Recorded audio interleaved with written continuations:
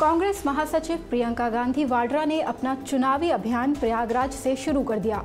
Boat पर सवार होकर प्रियंका गांधी गंगा नदी के किनारे बसने वाले समुदाय से मुलाकात कर रही हैं, जिनमें सबसे बड़ी आबादी मल्लाहों की है।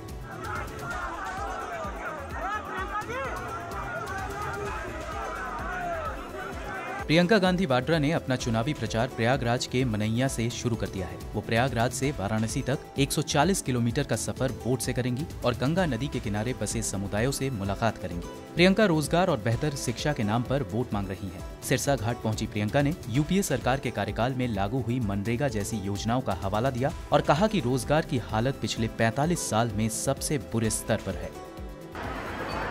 आज जो स्थिति है 45 सालों में ऐसी स्थिति नहीं हुई है। इतने कम रोजगार 45 सालों में नहीं हुए जितने इन 5 सालों में हुए हैं।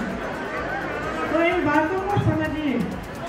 आपस में किसी को ये इजाजत मत दीजिए कि आपके बीच में बैर फैलाए। ये सिर्फ आपका फायदा नहीं होगा, इसमें सिर्फ उन्हीं का फायदा होगा। अपने लिए सरकार चुनिए। उन्होंने कहा कि कांग्रेस पार्टी जुमलेबाजी नहीं करती, बल्कि चुनाव में किए गए वादों को पूरा करने में यकीन रखती है। हाल ही में जिन राज्यों में सरकार बनी, वहां 10 दिनों के भीतर किसानों का कर्जा माफ कर दिया गया। जहां हमारी सरकारें बनी हैं, मध्य प्रदेश में, राजस्थान में हमारी अभी सरकारें बनी, 10 दिन में किसानों का कर्जा माफ किया गया। क्यों? क्योंकि इरादा था, जुमले नहीं थे।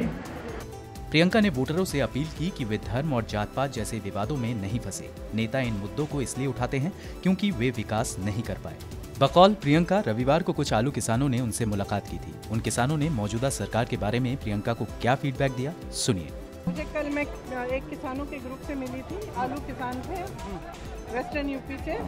तो उनमें से एक किसान भाई ने मुझे कहा कि देखिए, चौकीदार तो अमीरों के होते हैं, हम किसान अपने खुद चौकीदार होते हैं। प्रियंका ने ये भी कहा कि वो अभी तक घर पर बैठी हुई थी, लेकिन देश और देश का संविधान संकट में है, इसलिए उन्हें चुनावी राजनीति में उतरना पड़ा।